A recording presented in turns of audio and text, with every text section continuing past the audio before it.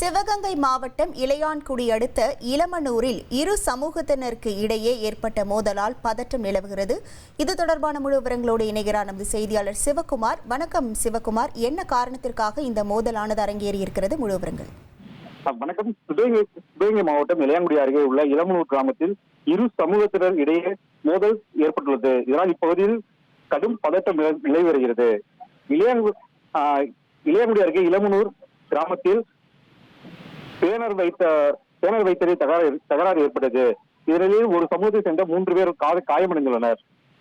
சிவகங்கை மாவட்ட கண்காணிப்பாளர் சிவபிரசாத் தலைமையில் 100க்கும் மேற்பட்ட போலீசார் சம்பவ இடத்தை ஆய்வு செய்து பாதுகாப்பு அளித்து வருகின்றனர்.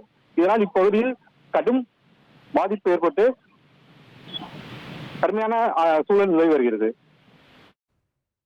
உங்கள் விவரங்களுக்கு நன்றி சிவகுமார். இனி செல்லும் இடமெல்லாம் செய்தி. தந்தை டிவியின் வாட்ஸ்அப் சேனலை ஃபாலோ பண்ணினா செல்லருக்கும் இடமெல்லாம் செய்தி.